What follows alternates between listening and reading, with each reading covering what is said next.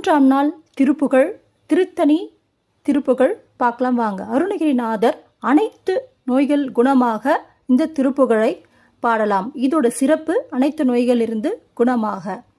இருமலும் ரோக முயலகன் வாதம் எரிகுண நாசி விடமே நீரிழவு விடாத தலைவலி சோகை எழுகல மாலை இவையோட பெருவயிரிலை எரிகுலை சூளை பெருவலி வேறு முளை நோய்கள் பிறவிகள் தோறும் எனை நலியாதபடி உனத்தாள்கள் அருள்வாயே வருமொரு கோடி அசுரர் பதாதி மமடிய அநேக இசைப்பாடி வருமொரு கால வைரவராட வடிசூடர் வேலை விடுவோனோய் தருநிழல் மீதி உளுரை முகிலூர்த்தி தரு திரு மாதனின் மணவாளா சலமிடை பூவினின் நடுவினில் வீறு தனிமலை மேவு பெருமாளே.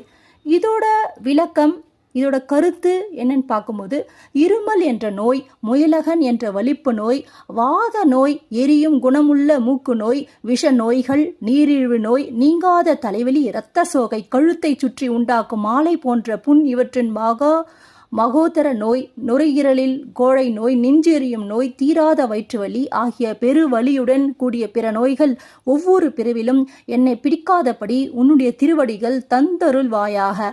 உன்னை எதிர்த்து வந்த கோடிக்கணக்கான அசுரர்களின் காலாட்படையை இறந்தப்படவும் அநேக வீர பாட்டுகளை பாடிக்கொண்டு வந்த ஓர் கால பைரவர் போர்க்களத்தில் நடனமாடவும் கூறிய ஒளி வீசும் வேலை செலுத்தியவனே, கற்பக விருட்சிகளின் நிழலில் வசிக்கும் மேக வாகனின் இந்திரன் வளர்த்த அழகிய பெண் தேவயானையின் மணவாளனே, கடலால் சூழப்பட்ட இந்த புவியின் மத்தியில் சிறப்போடு விளங்கும் திருத்தணிகை மலையில் வீற்றிருக்கும் பெருமாளே.